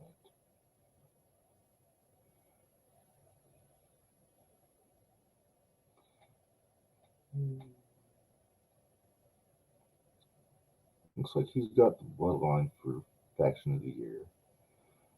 Yeah, he's got the bloodline. So, I mean, kind of goes without saying for a lot of people. I think Dwayne said the same thing. So, so we got that out of the way. So, what's your call, Gary? It's probably got to be the bloodline. I liked the Inner Circle / Jericho Appreciation Society stuff better because at least it's funny, Mm-hmm. and like I like just the humor of it, Uh-huh. but just pure like unadulterated, like every week in your face, it's got to be the bloodline. They're on every single show 9 times, so. Okay. So just to be different, I'm going to go with somebody different. And Bloodline's a hell of an argument. I mean, anybody with any sense in their head would pick them, but it's been said I don't have that much sense in my head. I'm going Bullet Club on this one because not only are they in New Japan and they got the world champion, I think they had Chase and Fale had the tag titles a few times. Carl Anderson's still the number 1 point champion with Bullet Club, even though he's with WWE now. But on top of that, they've been all over the place. They've got people in Impact, they got people in AEW, NWA, Ring of Honor. So they've got guys all over the place representing Bullet Club in the U.S. along with what they're doing in New Japan. And then you look at what Jay White did, defending the world title in the Forbidden Door pay-per-view in Chicago, and then going to Impact and feuding with everybody, putting together that group with Ace Austin, Chris Bay for their version of Bullet Club. So I think they've done a lot. And like I said, I mean, the Bloodline is the obvious choice, but the Bullet Club has really made a lot of waves this year. So that's why they get my pick.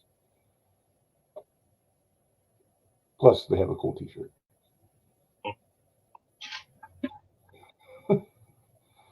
All right, let's move on, Gary, and we're doing good here. Let's go. Next choice, feud of the year. And this one, there were a couple of choices. What did Narge say?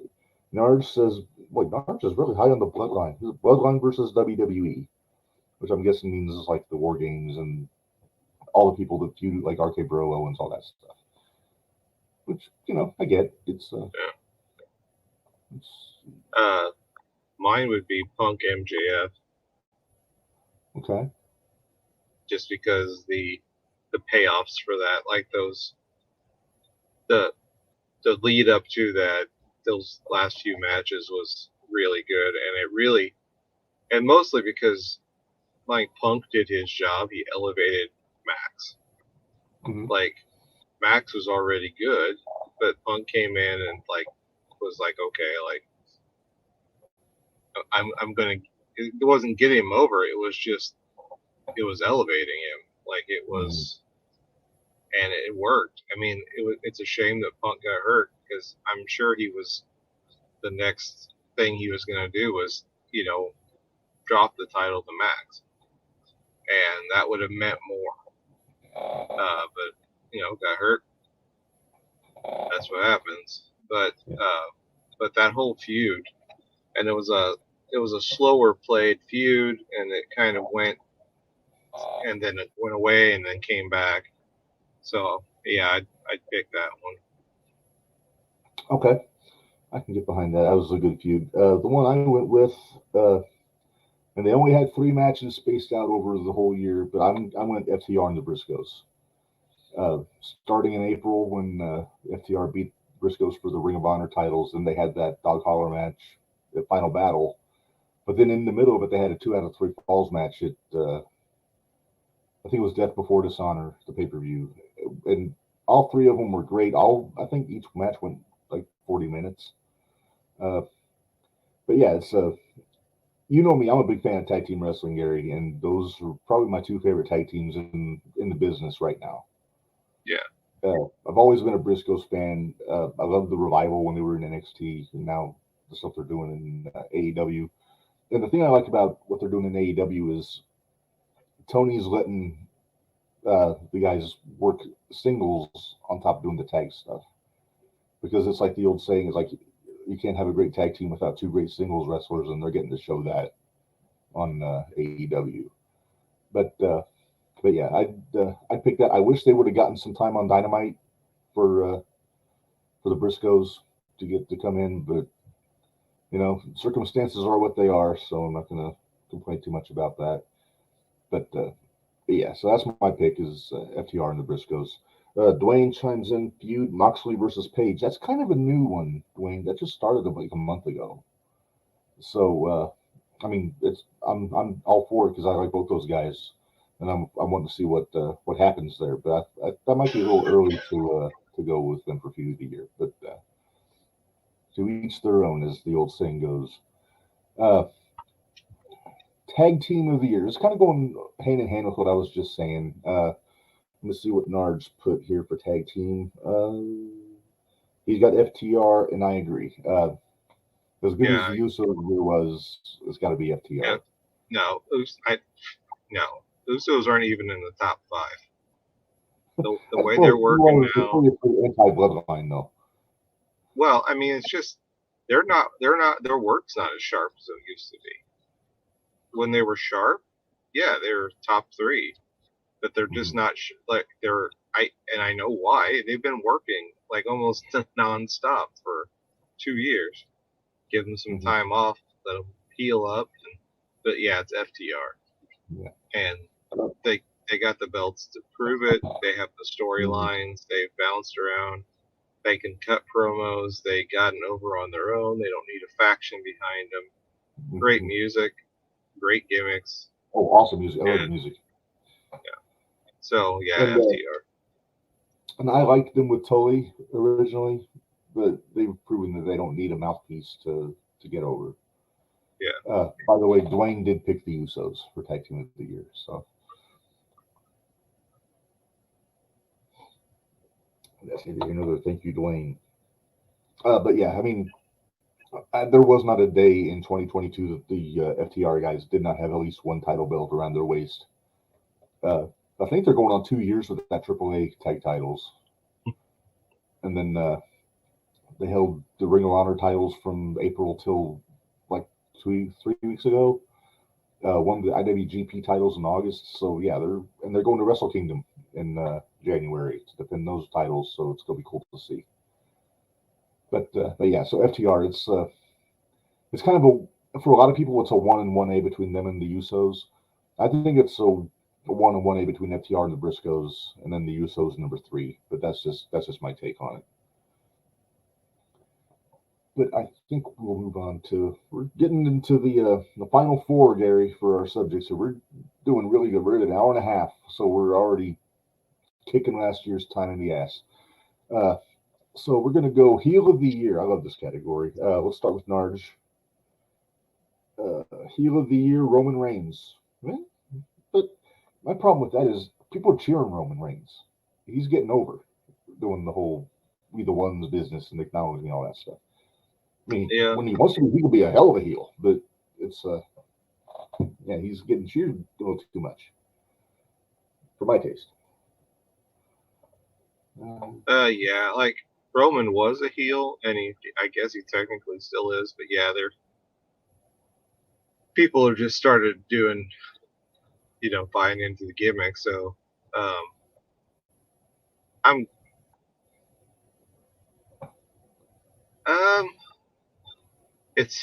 it's a toss up between a sentimental favorite of mine and probably the actual heel of the year.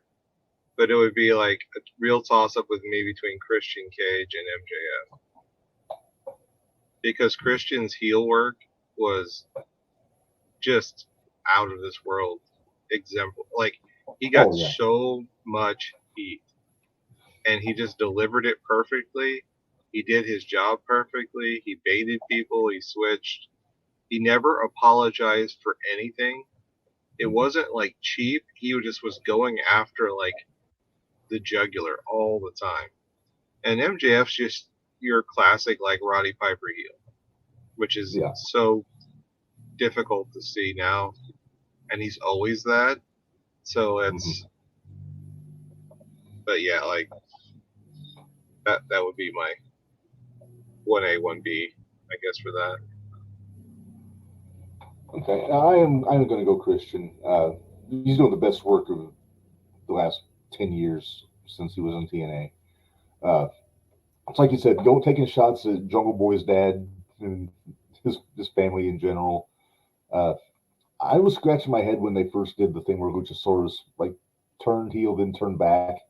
But then it made perfect sense when he wound up double crossing Jungle Boy at All Out, I think it was. When he got chokeslammed on the grating. But then what Christian is doing is showing all these young guys in AEW, hey, here's how you do it. MJF's got a good handle on it, and by the way, Dwayne picked MJF for heel of the year. But as far as like good old school heel work, that he's about it. It's Christian and to an extent Jericho, but Jericho's another one of those guys that's getting over too much. People are still singing his song and cheering along with him.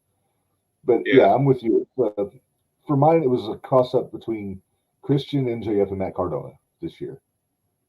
Because Cardona was my pick last year when he won the GCW he did. title. He did a lot.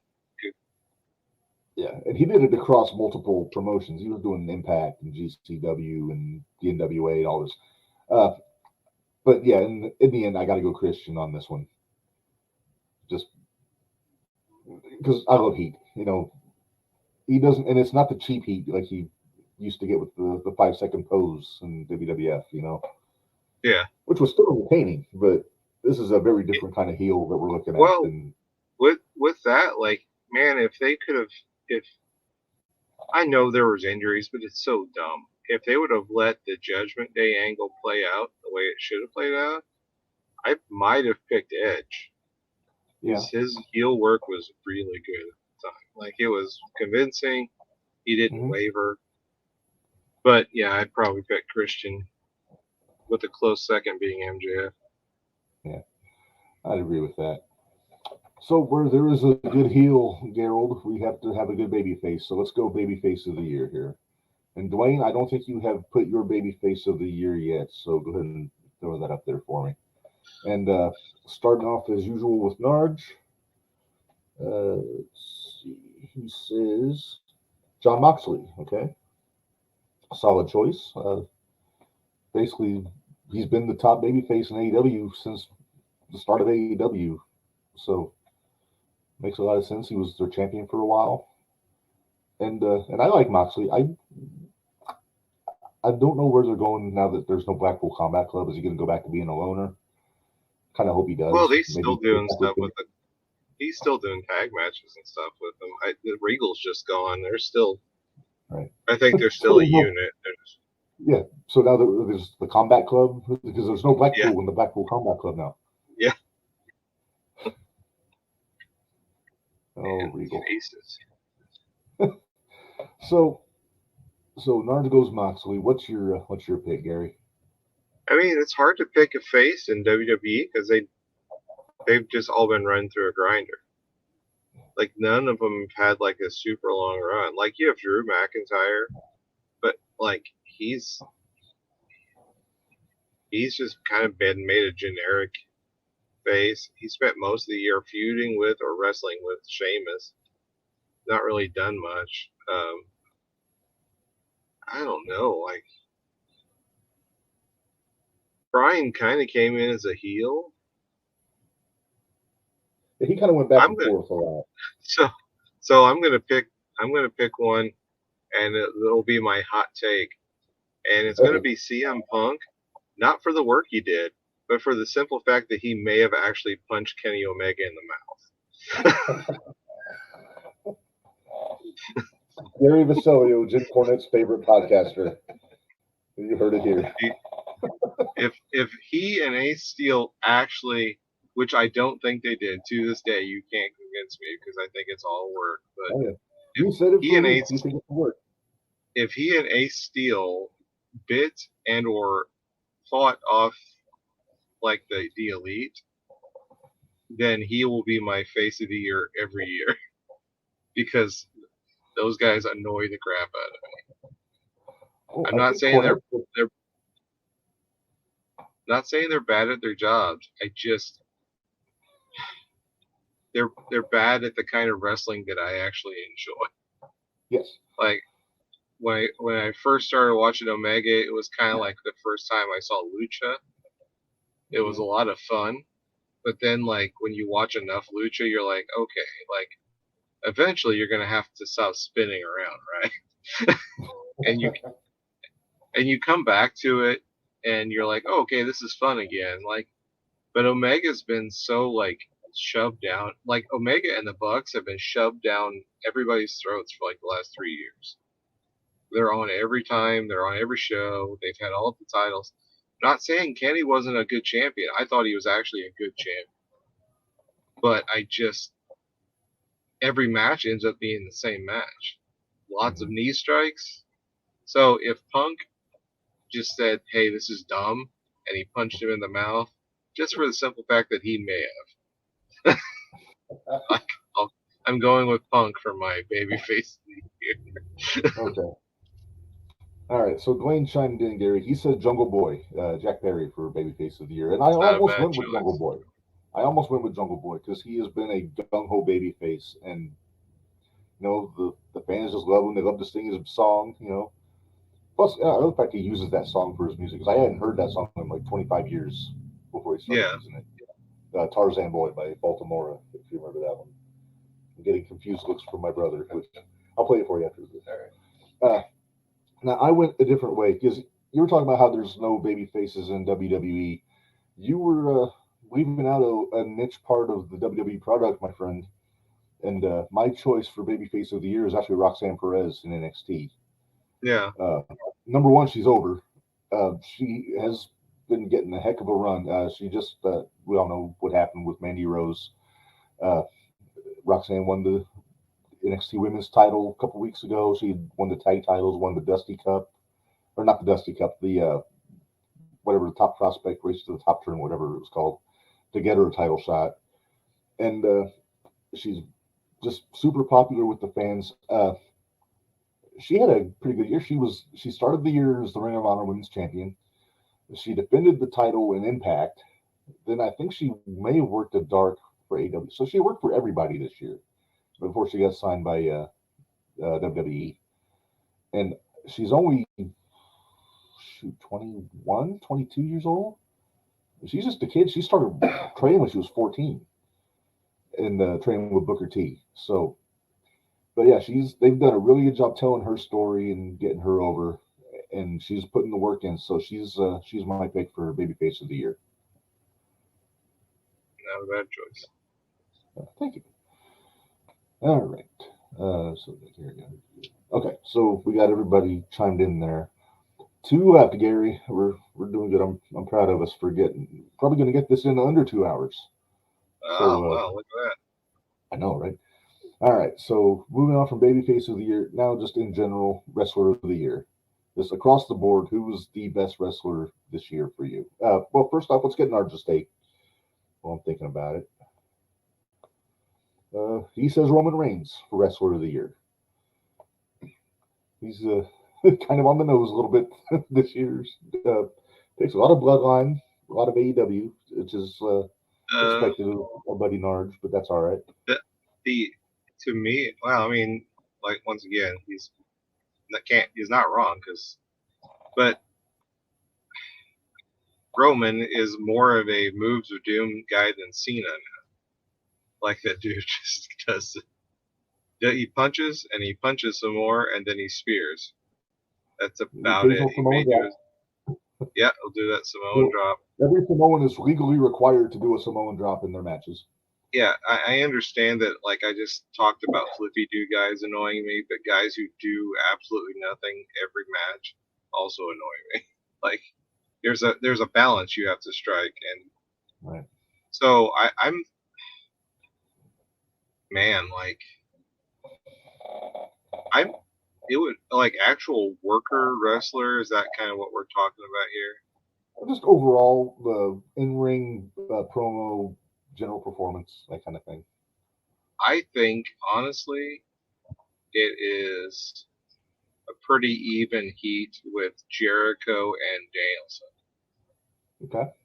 for me, because Jericho lost all that weight, has had some banger matches, still is great on the mic. Just a few weeks ago, he put over a brand new guy clean in the ring because he saw something in him. Then you threw a fireball Brian, at him. yeah, tapped out to Cesaro in the giant swing. Yeah, that Was never putting happens. people over on his way out, but you could still put the title on him at any point, and he would be a very credible champion. Yeah, he just elevated the Ring of Honor title by holding it, by doing what he did, and Brian is like he's putting on some of the best matches he's ever wrestled. This period, like I've watched him for a long time, and the dude is just locked in. And his promos are better. His character work is better. He's doing less, but he's doing more at the same time with it. He's not trying to curry favor. He's just being him. And the Blackpool Combat stuff was really good with that. So I think they're really neck and neck. Like Brian's a guy that you could have put the title on when he first came in, and nobody would have batted an eye. You could still like he could upset MJF right now, and everybody would be upset for just a second because they're like, "Oh, MJF just got the belt." But you know, I mean, people would get it, but I don't think they're going to do that. But I think Wrestlers of the Year is probably, to me, that's a tie between those two. Okay. I went a little broader this year. My choice for Wrestler of the Year, it kind of encompasses the in-ring, the character work, the promos, all this. And I went with Sami Zayn for Wrestler of the Year. Number one, you never see him have a bad match. Ever since his El Generico days. He's doing the best character work he's done since he was El Generico. With the bloodline and everything. The match with Johnny Knoxville at WrestleMania is probably the funnest match I saw the whole year. And I'm not a big fan of Jackass, but it made me pop quite a few times. So that goes there. The promo work, where'd you go, Gary? There you go. You buffered on me, like Michael and or Bruce. But no, he's on the cusp of huge things next year. Because he's going to be feuding with the bloodline. It's pretty much a given fact. And there's some people saying that he should be the guy to take one of those belts off of Roman at some point, which I don't know about that. But the bloodline has gotten Sammy over to the moon. Sammy's gotten the bloodline over at the same time, which is really hard to do to make that happen. And I expect big things out of Sammy next year.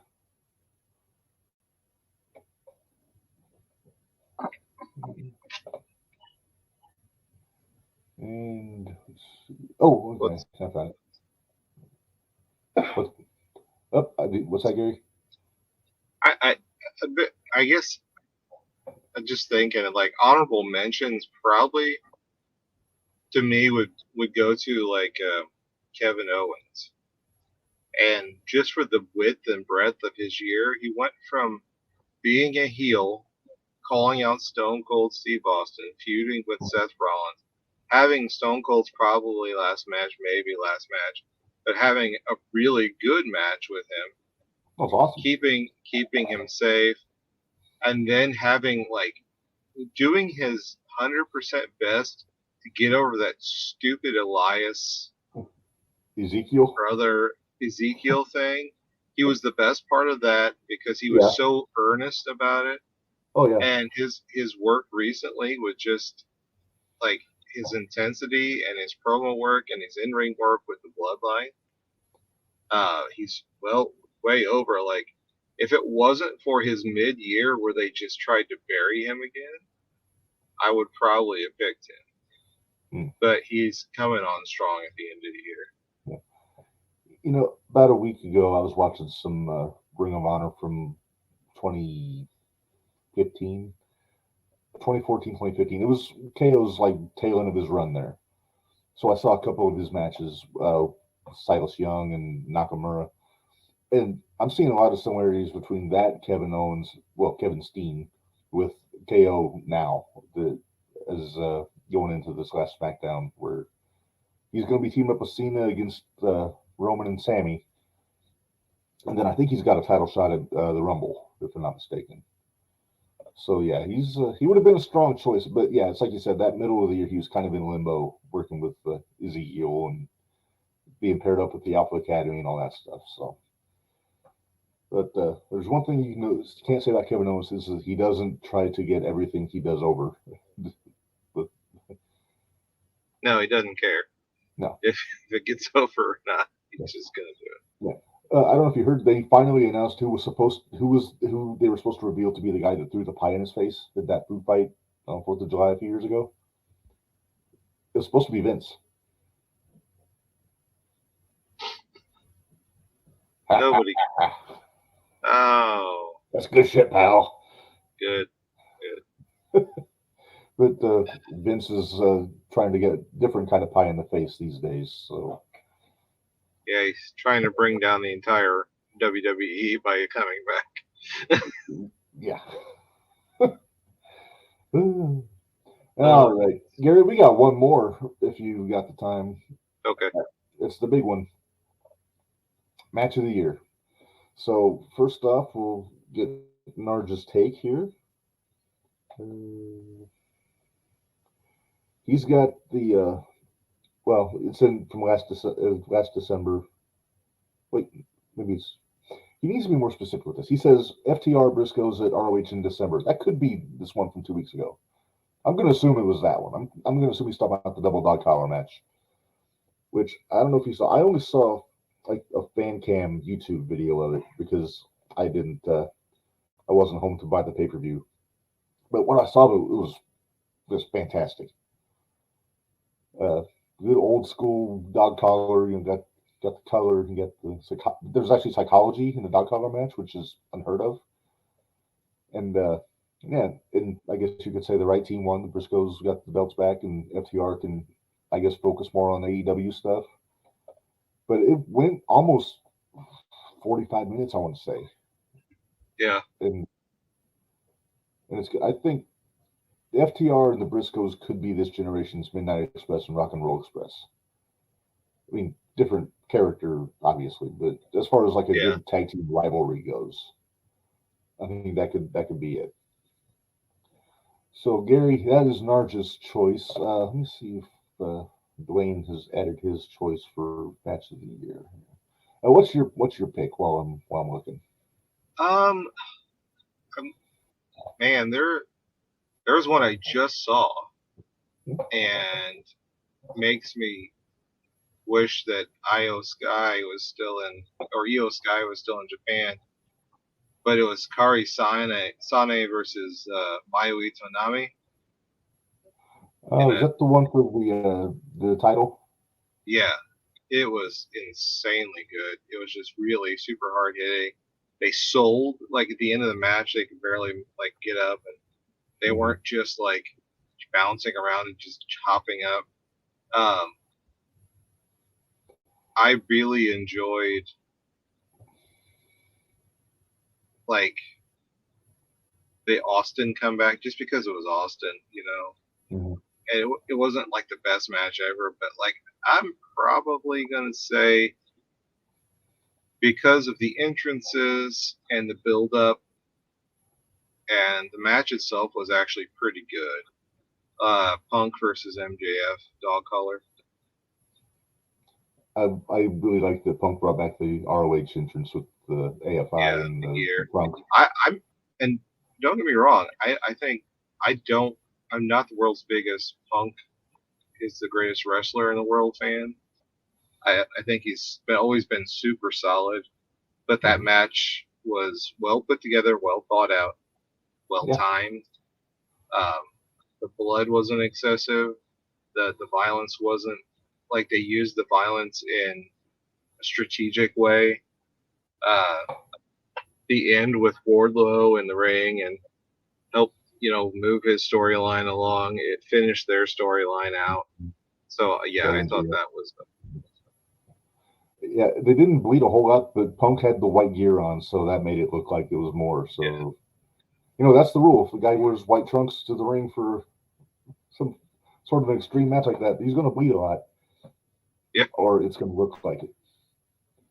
All right, Dwayne put his take in for match of the year. He says Sheamus versus Gunther from SmackDown for the IC title, which was a really good match. Yeah. So, I mean, that's not my pick, but I mean, it's hard to argue with that one.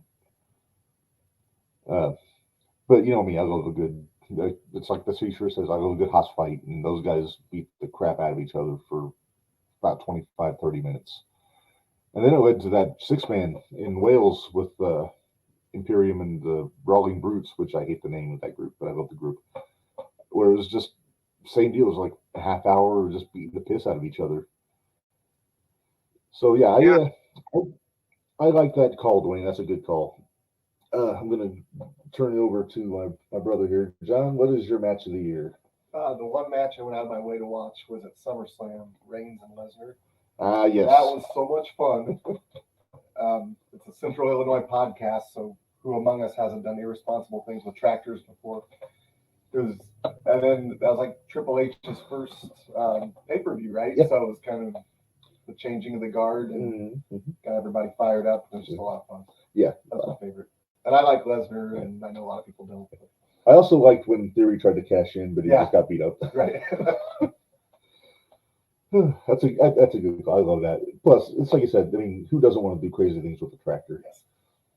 And we were watching over at Marco's house, and when he lifted the ring up, oh, that was the best part. Yep. And the referee sold that like a champ too. Yeah, just bounced. All right, so I'm going a little bit different for my match of the year. I'm going back to Impact. It was just a couple weeks ago. Josh Alexander against Speedball Mike Bailey for the Impact World Championship. They went about 58 minutes on TV, which doesn't happen very often. And it wasn't 58 minutes that drags on and makes you wonder how long the match has been going on for. It flow was really good on that match. And I started watching Speedball when he was with GCW. He still goes there every now and then. But then he went from there to Impact and won the X Division title. I forget who beat him for that. But then, like you said, Alexander's doing this thing with Bully right now. But just the idea that he's in the middle of this big feud, which is going to, the match is happening in the middle of January, but they still brought a completely different guy out to go an hour with him on TV. That's almost NWA booking. Like 80s Flair booking, with if he was working Dusty, but then he'd go do 45 minutes with George South on TV. Yeah. And I'm not putting Speedball in the George South category because he's hardly enhancement. He's a star. He's gonna be something. But yeah, that's I love those good long just it's almost you call it a clinic, it was really good. That one is on YouTube. I'll put that up on the Facebook page. I'll try to get I need to find that Io Sky or Kairi Sane match that you're talking about. It's on New Japan World. I just haven't watched it yet. Yeah, I saw it on. Yeah, I know you don't have access, but that's where I saw it on. I had it on. Oh yeah, because they got the New Japan show after Impact. If you've never seen Io Sky versus Kairi Sane back in the day, it's on YouTube. It's when Io still did the rolling Germans and That match is absolutely insane. They just never used Kari anywhere near where she needed to be used when she came into WWE. And I know she looks small, but and I know she got hurt, but you have people like Charlotte Flair just throwing her around like a rag doll and not protecting her. Like in Japan, she's wrestling people more her size, but they just needed to figure out how to use her right. Like I'm afraid they're going to do the same thing with Io, and I'm hoping like Asuka goes back to the Kana gimmick or something. But I think she's getting ready to change. I think with Triple H with the book, I think Io's in better shape than if Vince was running things. Oh yeah. Because I think that's what ruined Kyrie on the main roster. Every woman on the roster is in better shape, and every woman in the front office apparently, or any woman that walks by, or any woman who's not blood relation to Vince McMahon. Yeah. Oh, you don't talk about that. All right. Well, that concludes our list, Gary. We're doing good. We're just we're running smooth as silk here. But before we say goodbye, we do have to pay some bills, Gary. So let me find my dandy up there. ProWrestlingTees.com/JTRPod. These are the new shirts we got up. I got a couple more pending that haven't been approved yet. I got the logo shirt. We got Wrestling Makes Me Happy. What they call the Blood Money shirt. Red equals green. It's that's just old school philosophy. And then my favorite, the Hoss Fight Straw Money shirt. All those are on there, plus all the other ones that we put up over the last several months. Go take a look. If you like something, it helps us out, helps us keep the microphones on. And so I think this is a good time, Gary, to depart. Thanks for joining us. Thanks everybody that chimed in with the comments. This will drop on the podcast on Thursday, and it'll stay on YouTube forever if you want to watch it again sometime. So, Gary, I think this was a good one. We had to call a couple audibles, but I think this is a good time to take that caption down. Let's see. Boom, there we go. All right. Well, say goodbye, Gary. Goodbye, Gary. All right. I had a feeling you were going to do that. So for Gary, for John, for everybody out there, this is Reb, so we'll see you guys in a couple weeks. See you later.